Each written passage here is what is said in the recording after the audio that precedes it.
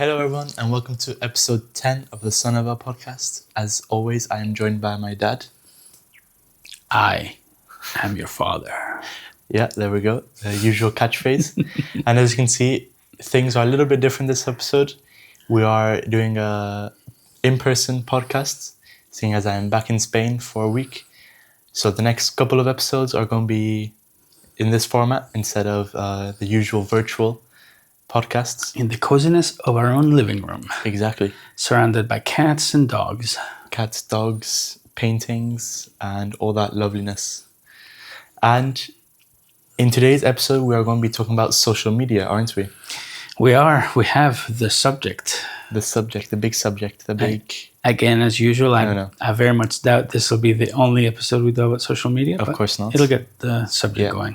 But before we get into that, I want to say a big thank you to Cobbs76 for posting a comment, a very detailed comment, I would say, on the episode 2 weeks ago.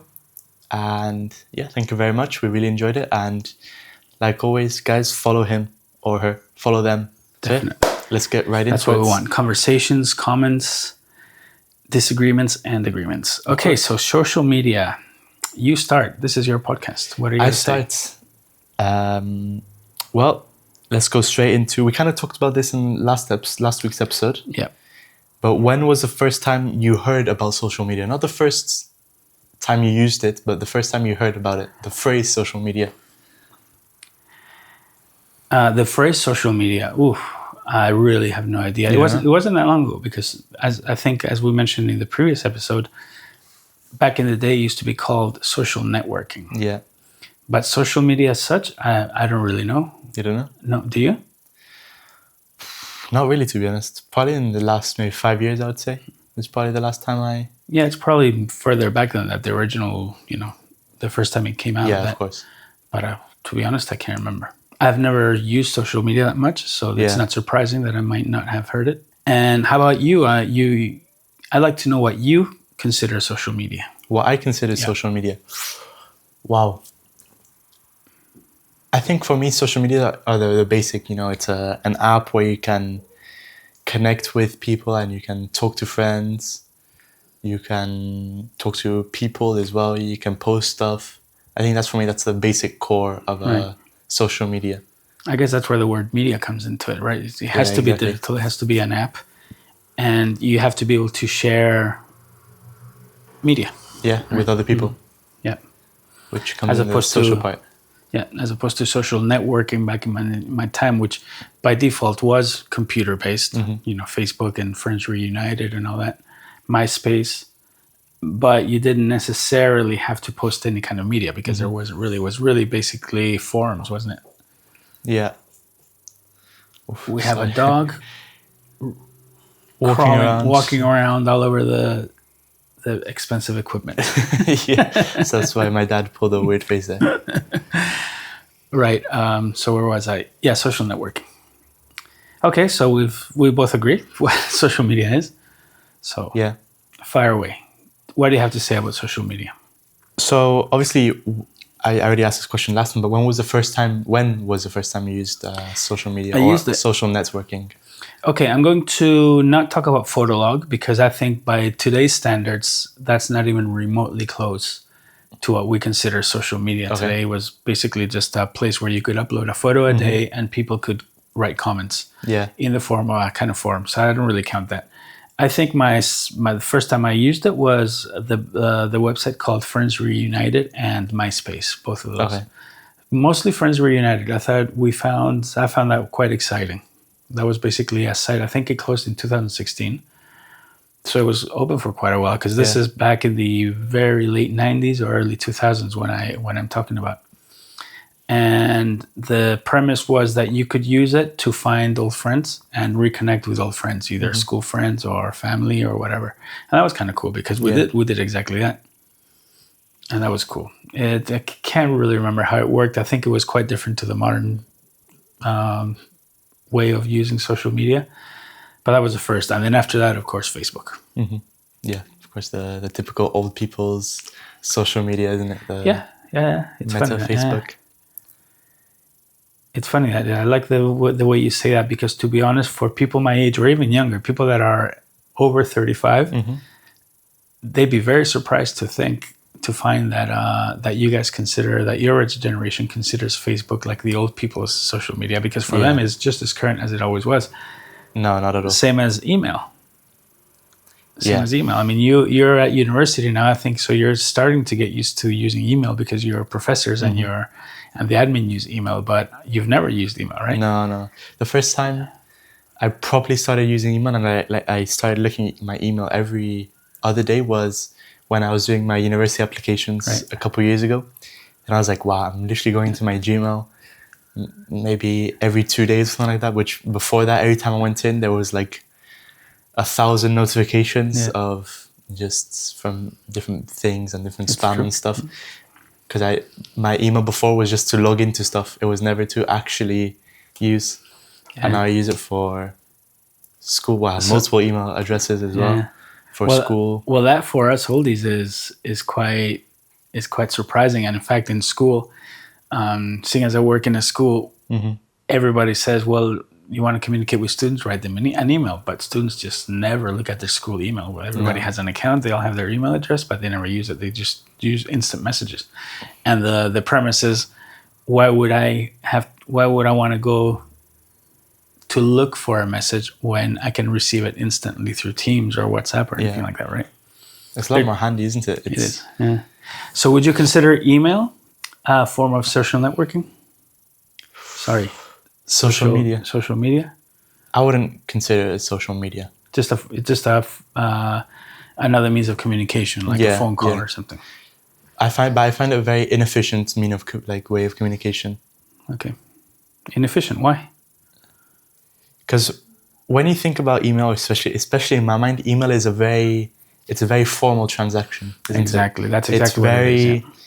It's very dear, la la la, bada bada bada bada, kind regards, Gabe Chavarria student of MTU. You know, like it's very formal.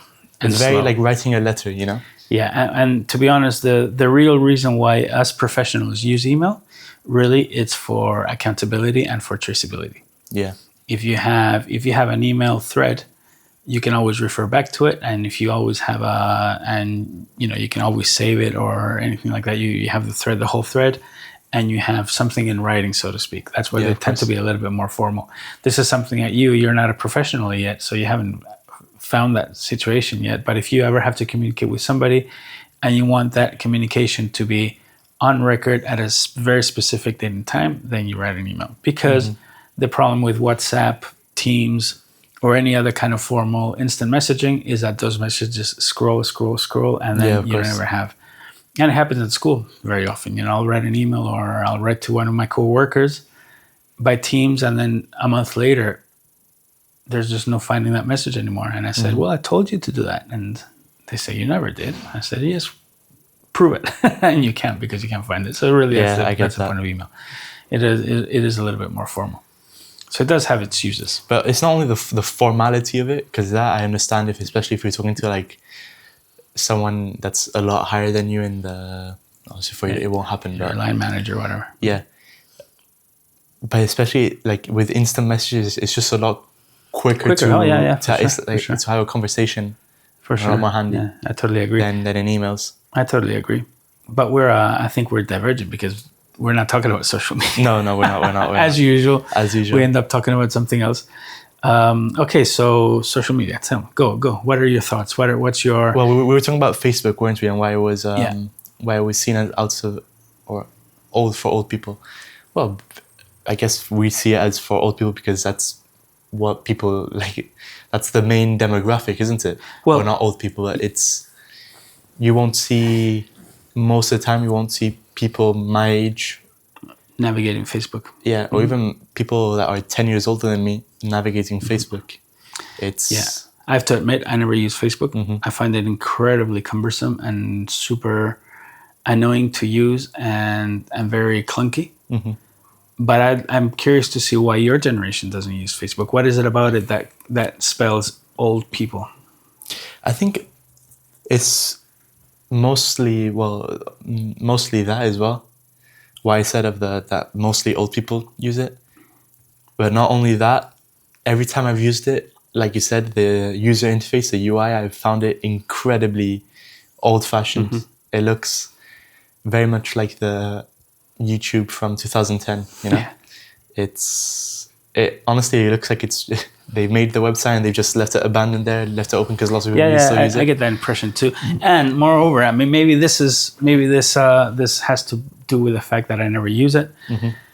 Back in the day when it started, it really was a closed circle of friends. So you had your account and you made your friends, and then those friends were the ones you were in touch with, and that was really useful because at that time, obviously, communications weren't as fast. You didn't have instant messaging at that time, so Facebook was very useful to keep in touch with your family that was away. Most of my family is away, so that was really good with old friends, old classmates, and that was great. So what happened was that every time you logged on, your feed was related to your friends, right? Yeah, so if one of your friends posted something, that's what you saw.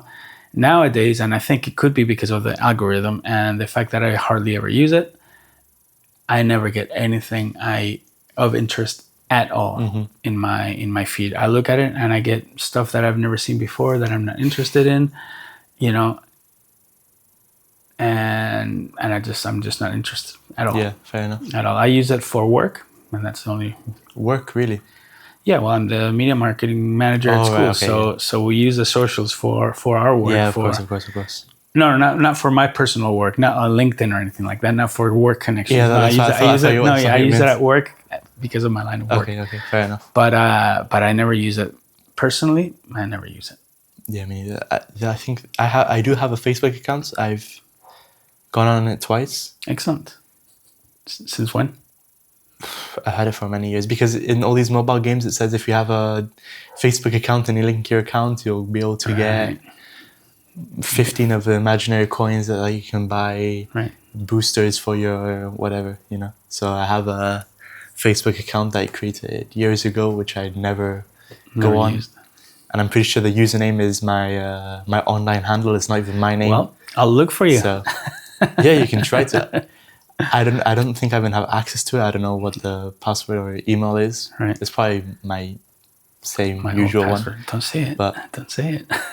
I'm not gonna say it online. No way. I haven't changed my profile photo in years. In fact, I think the banner behind my profile photo is a photograph of Charles when she was like, I think 1 year old, and she's now 12, right? So yeah. Yeah, it's quite a few years old. Yeah. So I think Charles, by the way, is our dog, one of our dogs. Yeah. Yes, not just Charlie. She's right there. Yeah, she's the one that almost toppled one of the cameras. But anyways, moving on. The social media, I guess, apps that I use the most are Instagram, TikTok, and Snapchat as well. Snapchat is quite a recent one. It's because surprisingly in Ireland they use Snapchat a lot more than Instagram in Spain and TikTok. Sorry, in Spain, no one really uses Snapchat, to be honest. I've never used it. You want to know the truth? I've never used Snapchat. It's not on my phone. Yeah, I'm not surprised. I don't even know how it works. Is it similar to WhatsApp or similar to Facebook? I'm not sure. It's similar to Instagram. God, I am old. It's similar to Instagram, but it's a lot more photo based than Snap anything. Yeah, exactly. And those are the ones that I use the most. I don't really like Snapchat, to be honest. I don't find it. I don't like it. I prefer Instagram a lot more. But also, I feel like the way that my generation and your generation uses social media is completely and very different, isn't it? I have no idea, to be honest. Well, you guys use it as a almost a form of communication, don't you? Yeah. We don't know. Exactly. That's why. I never write messages, ever write messages to anybody in Instagram or Facebook, or for that I use WhatsApp or Teams at work. Exactly. So that's what I find amusing is, well, I feel like your generation is now more getting into the TikTok and the Reels and using it to doom scroll and going into rabbit holes and stuff. Yeah. But I feel like that's more recent from your generation. Yeah, there is more content created for us. Yeah. Yeah. But I think is the main thing is I have group chats. I message my friends on Instagram and TikTok, whereas you would never Never. do It wouldn't that. even cross my mind. I mean, I got WhatsApp and I got just quick message on WhatsApp, buzzes, and you're there. I mean, Instagram, I wouldn't even know how to message a friend through Instagram. I receive messages from friends and from groups as well. And I think that's the key. Instagram, it's too accessible. Anybody that you're connected to can message you, right? Yeah, anyone that follows that you follow. Exactly. And I don't want that. I don't want to get messaged by some dude that I don't know that follows us. You know, like if they follow our account and this son of a whatever, I don't want to receive a message from them as if it was my friend. I don't mind receiving messages, but I'd like to separate my personal messages from my non-personal messages. Yeah, well, also they're very different because we have a business account and it's the son of a. Yeah. So, and also it's public, which is also very different, where anyone can see what's on there. Yeah, true. Whereas, for example, in my personal account, it's the people that follow me are the people that I accept to follow me. That is true. And the people that I follow are the people that I want to follow. That is true, yeah. The people that message me are people that somehow I know, even if at that moment I'm like, who's this person? And I forget, then I can go into their account and I'll be like, oh, it's a friend of this friend or whatever. Yeah, well, see, that kind of thing I don't like. I'm a very private guy. And when I get contacted by people, I like it to be either work related or personal related. If it's personal, I like it to be somebody close to me, somebody that I want to hear from. Yeah, of course. I do get confused because of work. Again, I have on my phone, I might have 4 Instagram accounts because of the accounts that we use at school for our media. And of course, I don't want to see those messages, unless I'm working, right? And so yeah, it's a different thing. But I would never write to Fred or to you via Instagram unless I had a choice. Well, I wouldn't never. That's also what's different is if I have like my very close friends, I'll message them on WhatsApp. If it's just a standalone message, right? And then I'll message them on WhatsApp. And my other kind of not as close friends, I'll message them through Instagram just because they probably don't have my phone number. Yeah. And I feel like my phone number is a very, very personal thing for people to have. Yeah. So I say not many people, but obviously quite a few people have my phone number, but not many people outside of my close group. That's not including my old classmates and stuff, don't have my phone number. Good for you. That's good privacy and good safety measure. I'm pretty sure no one in Ireland has my phone number. My Spanish phone number, at least. Well, that's a good. I think it's a good distinction to make. It's something that I wanted to touch about, which is privacy, safety, and all that. Is the fact that something I have noticed in younger people, and not necessarily your age. I'm thinking about people that are anywhere between 25 and 35 as well. Yeah. They seem to make very little distinction between their private life and their social life, their digital private life and their digital social life. So I'll have people that have very, very quick to offer me their everything, their email address and their phone number, which surprises me because maybe it's because I'm a private guy and I'm also very safety conscious and security conscious because of the nature of my work. But I'm very surprised that people don't keep certain things separate into themselves. Yeah. For me, like you say, a phone number is a very personal thing, and I don't give it out to anybody unless I want them to call me, which is very, very few people. and really, same as following somebody on Instagram or on any social media, for me is quite a personal thing. If the moment you start connecting with somebody, you're letting them into your life. And maybe it's because I think it's probably to do with my age, but I find that it's a very personal thing. It's a decision. It's quite almost like letting them into your house. Mm-hmm. And I might have 200 followers on Instagram or 200 people that I'm more, but then there's people that have 10,000 and there's no way they can know every single one of those people. I need to know those 200 people. Right, because for me it's a very personal thing. I know you're looking at me, you're smiling like, okay, whatever.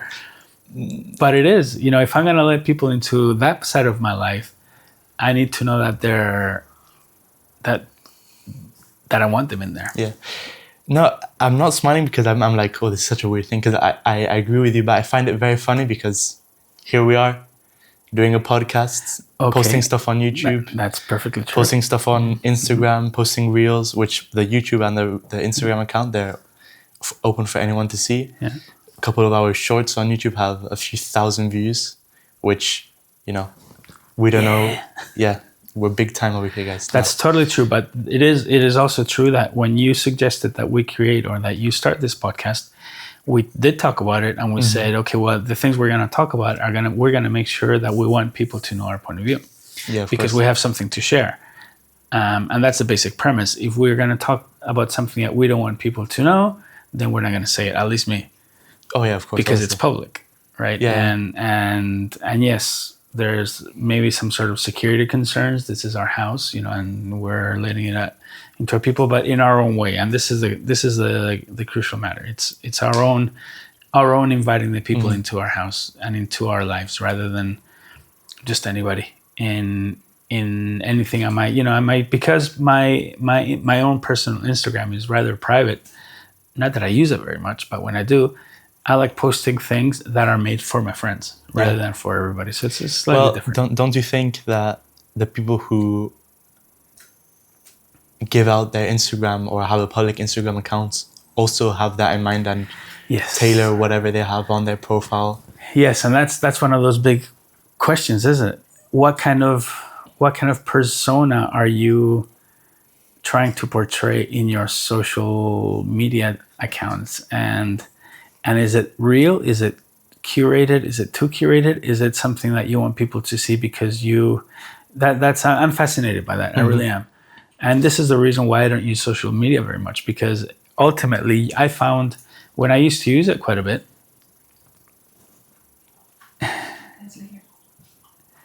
You look so beautiful. You should be here. I bet you're hearing us talk, thinking like, "Oh, I could say I have something about this." I was sat there scrolling through Instagram. Doomscrolling. Love you. Say hi to grandma for me. Okay. Love you lots. See you in a bit. Well, that's something that really fascinates me, which is the image that people create on their their digital persona, so to speak. Yeah. And I find it fascinating because I'm very, very divided as to what my opinion is. I really don't know what my opinion is on that. Is it? What do you mean? Well, when you look at anybody's Instagram, you're looking at the person they want you to see. Mm-hmm. But is that them, or is it just the person that they've created, right? So this is where we go on to the, what's it called now, when influencers are pushing their image on you, and they're creating something that everybody wants to follow, right? So the Kardashians and all that, Kardashians or whatever they're called, right? There's a name to it anyway. I forget now. And so there's that side. You have people that want to create an image on Instagram and other social media that corresponds not to them but to their influencers. Then there's the people that are very, very consciously doing something totally different to the way they normally are, because that makes them feel better, and that that it's a sort of a form of escapism. And then there's the people that are a little bit too natural and they put all their whole lives out there for everybody to see. And I'm not sure about how I feel about any of them. This is why I stopped posting personally on my social media. In fact, there came a point when you were old enough where I regretted I had hundreds of photos of you on Facebook to show our family, right? Yeah. And as far as I know, I hope I did, but I think I deleted them all, because I stopped being comfortable showing even if it was just to our friends, all those people that are friends of mine, but I don't really ever see, and I suddenly stopped being comfortable being so intimate with everybody around, right? Especially you were growing up a little bit, and I didn't really know if you would come to this age, you would be comfortable with me sharing your life in public like that, So I just deleted them all, and I thought, I'm not 100% comfortable with that. I still do it, I still post things in here and there, and I certainly don't mind people seeing me like I am now or hearing my opinions. But there's something about it that got me uncomfortable when you were a child. That's quite interesting. You know, because I have kind of the same feeling in a sense. I mean, if you look at my Instagram, I have two posts. Very little, yeah. I have, compared to some of the other people that I know that have loads and loads of photos. Mostly because I have the idea that I'm like, it's not that I don't want people to see, but I just don't think it's interesting enough to warrant. Right, to warrant. Okay, yeah, fair enough. I mean? Yeah, because there'll be people that like post, you know, they went for brunches with their friends, so they post a photo of what they ate. I'm like, frankly, I just don't think. Well, you see that photo and you probably don't care much, right? Well, I'll see that photo, I'm like, damn, that looks like a very good meal, but I go to the next story, you know, because like it's an aesthetic photo and it's quite a cool photo, but I just, you know, and like I don't post that because I don't think it's something that I would want, like that warrants enough attention, you know what I mean? Like for example, I think in my stories, I think, or on my Instagram account, I have when I graduated, I have when I took out the trono, and a few other select, like I think skiing and stuff. I think that's pretty much the only things I have. But because those are things that apart from the skiing was just a cool photo that I saw and I took it and I was like, it's a cool photo. So let me ask you this. So why do you use Instagram? So you can keep in touch with your friends and see what they're doing? Or is it because everybody uses it? In a sense, yeah. And honestly, I've originally got it because all my friends had it. Yeah, exactly. So I was like, well, I'm going to get it, you know? Yeah. So but now I use it mostly because, yes, to see what my friends that are doing on the other side of the world. I have friends in the States that they post, some of them post quite a bit.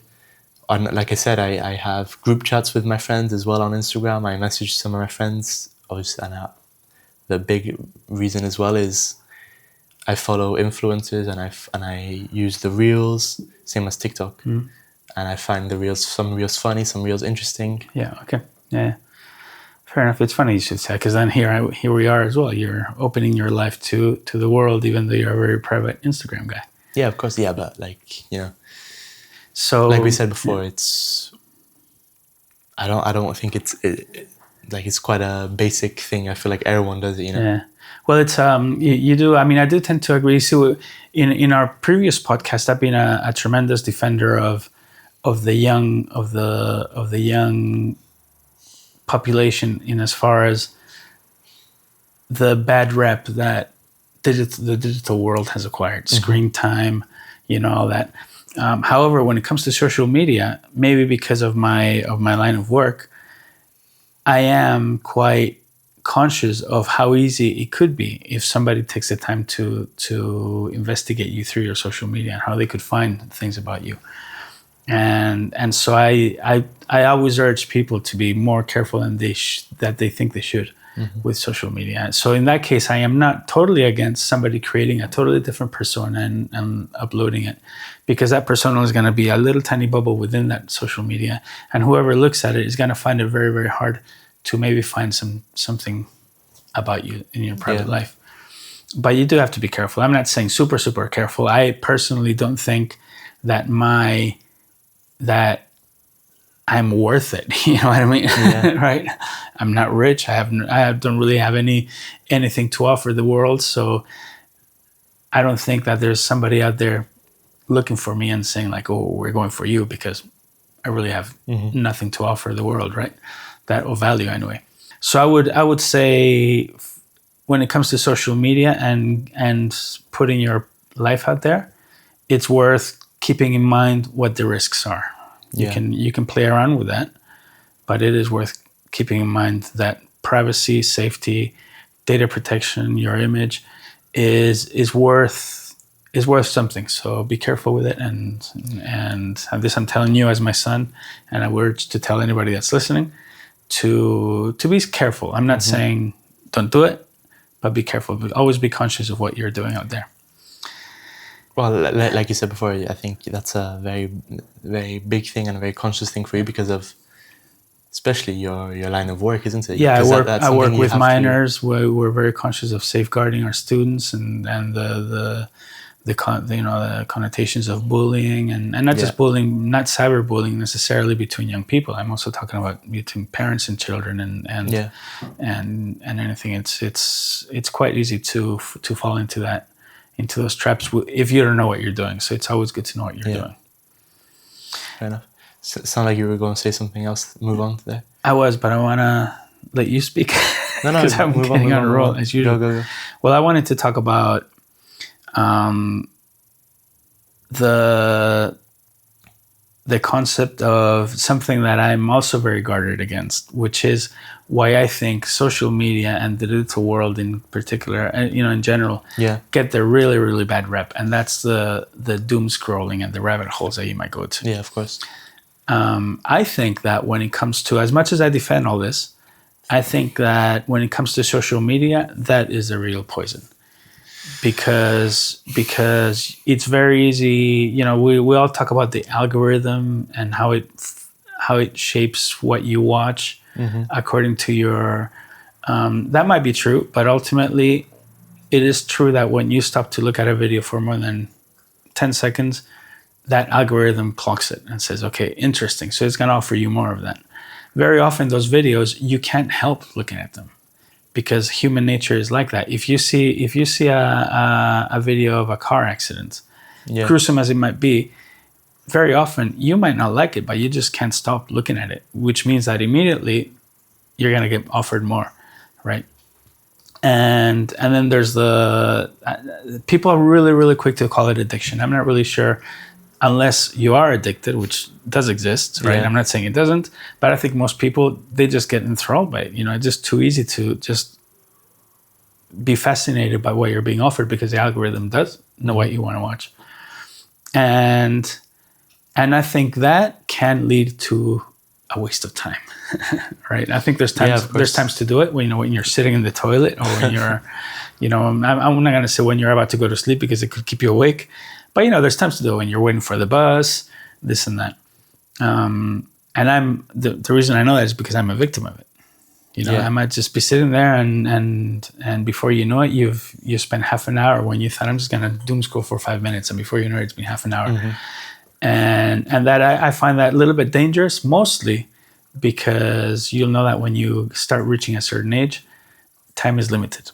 Yeah. Right. And if you multiply those minutes by the amount of things you could be doing during that time, then it all adds up, and eventually you end up regretting it. Especially because most of those videos, in my point of view, are not necessarily educational. You're not really learning much, right? You might be watching a stand-up comedian saying really, really funny jokes, but they're not teaching you anything.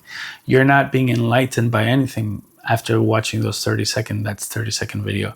Yeah. If that was the case, then, oh my Lord, then bring it on, right? But it's not generally like that. This is where I agree and disagree with you, because I completely agree with it is super easy to just say, I'm going to look for 10 minutes, and all of a sudden it's been half an hour, 45 minutes, and you're like, what the hell, I've watched 3 videos, what do you mean? And you start scrolling back and you realize you're like, wow, I've watched like 100 videos or something like that. And it has happened to me multiple times, and it is quite crazy once it happens to you, like, what just happened to my time? But I guess also because my For You pages and my feed is a lot more curated than yours towards me, because I use it a lot more than you.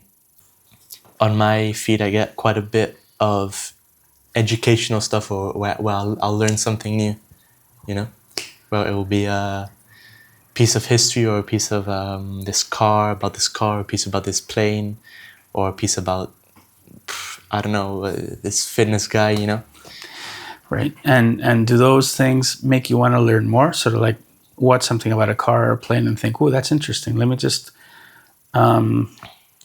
let me dig more into this subject because I'm interested. Or you just pass by and you think, okay, I learned a little bit, like micro content that you've learned. It depends. Sometimes I'm like, wow, what the hell? That's very interesting. So I'll go into it. And other times I'm like, oh, that's quite unique, interesting piece of information. Next video, you know what I mean? Yeah. So it really depends on the mood that I'm in as well. Yeah. But I think most of the time, so we definitely have very different feeds. Very different. But that's also because, like I said, I've used Instagram and TikTok probably 10, if not more, times of the hours than you have. Yeah, probably. Just simply because of the amount of years that I've been using it and the amount of frequency as well that I use it compared to you. Yeah. I use it a lot more frequently than you. I'll probably be a couple of hours a day in between messaging friends and stuff like that and watching videos or whatever. It's funny that because I do see a lot of the people I follow. I could mention Simon Sinek and others. Jordan Peterson. They're people I really admire. They're very much against this kind of thing, and what the social media because how it takes because of the way it takes you away from personal relations, right? So I could agree with them in the doom scrolling sense, right? If you're spending 2 hours doom scrolling on your own, stuck in a room, then that's definitely time that you could spending with other people. So I'm not going to get into that because they might be right in that sense. But I personally find it really tiring after a while. So I don't feel the need to grab my phone at any given time and start scrolling through my feed because I don't feel the need. I'm doing stuff. I'm a busy guy. I work and then I have you and then you get back home and you get stuff to do, a little bit of work. I got to play guitar. And I don't normally have that much time to doom scroll anyway. So I'm wondering what the reality is. In your case, you're studying, so you go to class every day, and I'm assuming that what people do is as soon as they finish whatever activities, they immediately sit down and start doing it. No, I don't know. Is that the case? Is that your experience with the younger generation? Well, it depends on the circumstance. Like sometimes I'll give you an example. We have a 3-hour class of maths. Normally, they'll give us, I'll say CAD. They'll give us halfway through after an hour and a half. They'll be What's CAD, Gabe? Computer-aided design. Right. And we're not going to that. See, this is why we're going to... Next episode, engineering. Right. We'll see. But anyways, after an hour and a half, they'll be like, okay, guys, let's go for a quick break, for a quick tea break. And there, most of the time, you'll see everyone leave the class and go outside.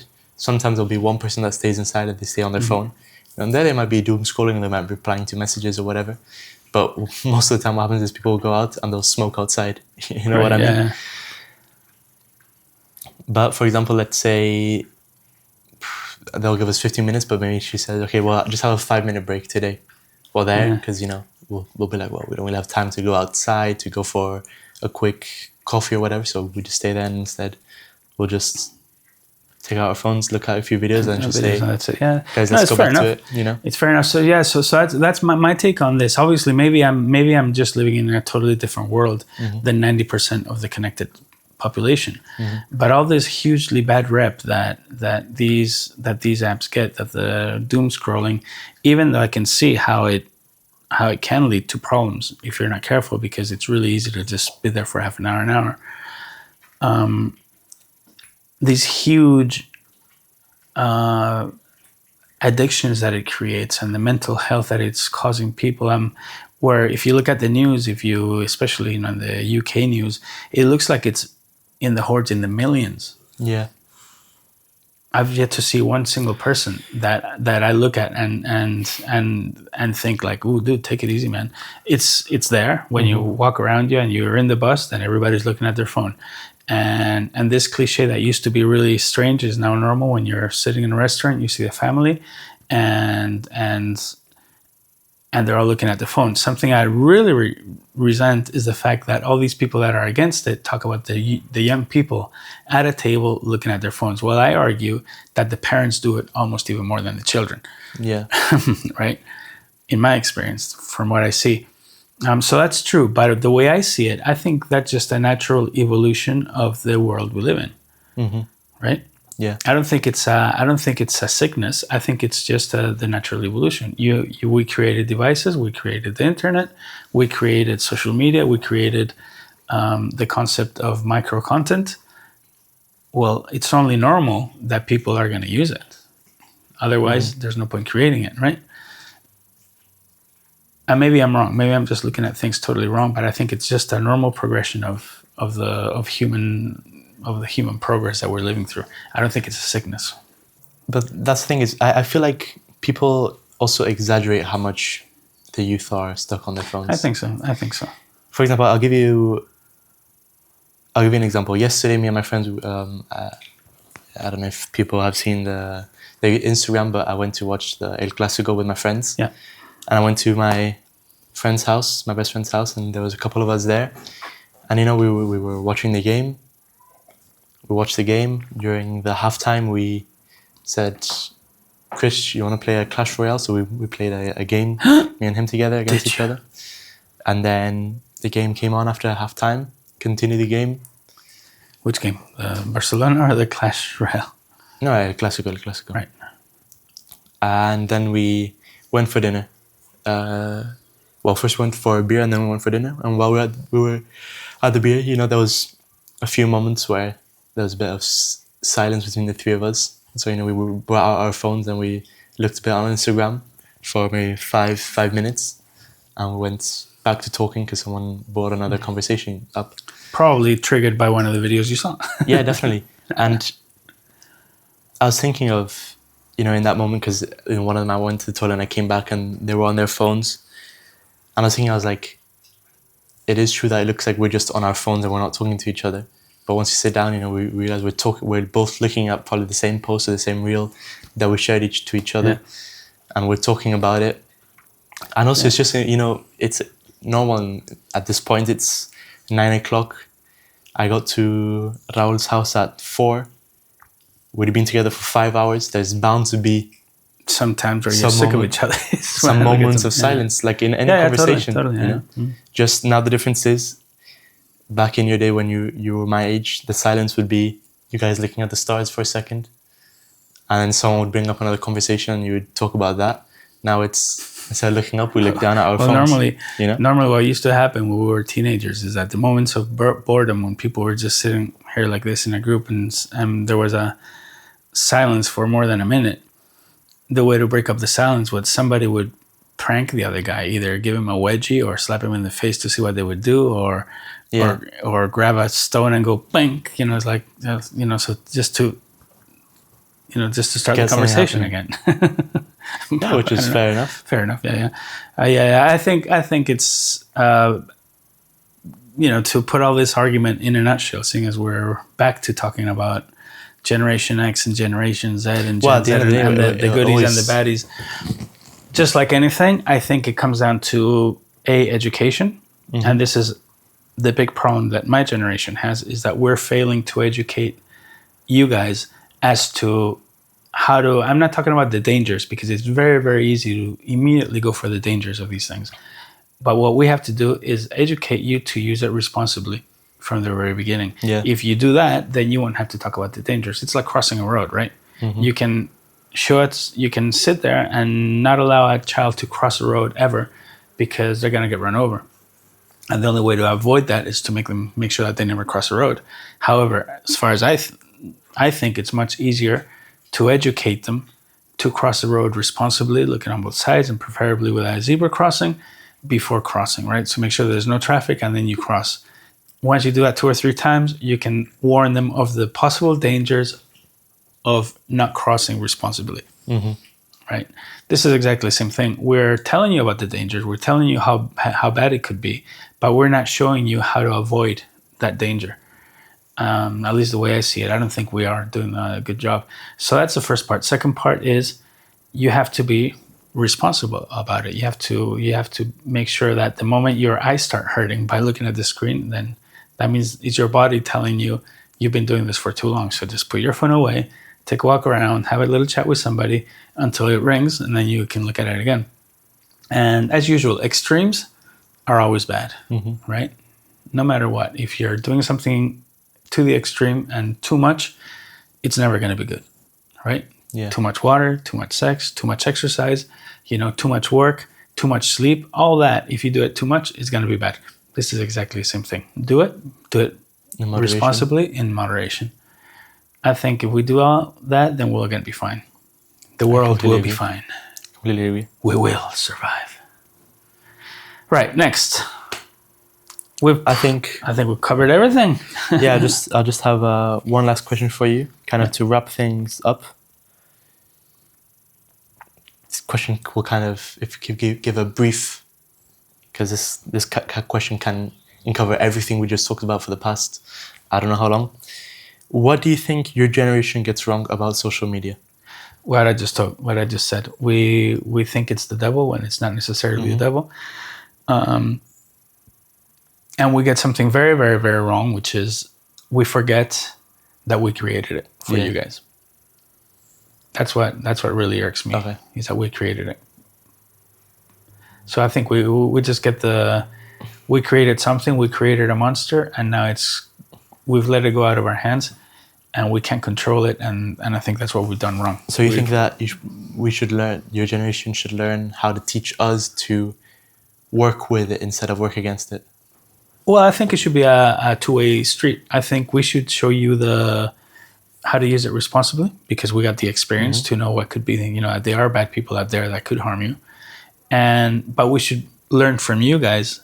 I was going to say that. We should learn how to use it the way you've learned how to use it. And I was going to say, you kind of answered already, but I was going to say, do you think there's something that we can teach you? Yeah, exactly. Because, I mean, I definitely know my way around Instagram more than you. Well, maybe not necessarily, because now you use it for the school accounts and also use it with our Son of a Podcast account. So maybe not anymore. But especially before, when you first got Instagram, I probably could have taught you a lot more. Quite a bit more, yeah. Yeah, I mean, I'm only recently entered the world of Instagram in the last 3-4 years since I started taking over the media department and marketing. Maybe 4 or 5 years, maybe. Before that, I wasn't really interested. I think we could both learn. We could learn to make it to give you a concrete example. We could learn from you guys all that lingo that's supposed to be out there from Gen Z lingo that nobody understands, right? Yeah.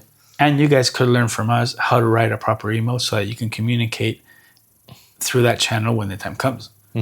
It's not us being old, and it's not you guys being dismissive of, not being serious. I think we should just learn from each other, right? Yeah. Because there will come a point where you're gonna have to write an email saying, "Dear sir, further to our conversation, blah blah." Nothing wrong with that. I can teach you, and then you can teach me all those funky words that I don't know. OG. I don't know what OG means. I don't. Original something. I mean, but I don't know what the G is. Original great. Original goo. I'm pretty sure it's original gangster. Oh, original gangster. You see, there you go. Yeah. Original gangster. Learn something new. Yeah, I'm pretty sure. I might be wrong as well, but OG is quite an old one. Yeah, it's quite an old one. Yeah, it's the first one that came to mind. Well, I think that's a good place to leave it off, to wrap it up. I think this is the tip of the iceberg again. I think we will definitely revisit this. Definitely. Maybe we should start making episodes on very, very specific areas of this, because I think we haven't even begun to touch on it. Hopefully somebody will comment, write a comment that will put us right, or get the because I think I'm being a little bit too generalistic, because I've never met anybody that has lived these extremes that people are talking about. Yeah. And maybe I'm offending somebody by saying this, because they're thinking, you don't even know the half of it. Maybe. If somebody out there has lived this, then let us know so I can apologize, and so we can learn from you as well. Yeah, definitely. So thank you again, guys, for tuning into another podcast. We hope you enjoyed this one. I think I definitely did. I'm guessing my dad did as well. I'm always there. And if you disagree or agree with anything, let us know in the comments, like Cobb76 did. Write us another comment as well if you disagree or anything, or agree with anything, because I'm pretty sure last comment you were basically agreeing with us. You're just adding some more stuff, which was great. And yeah, see you all guys in the next week's episode. Bye-bye. Bye-bye.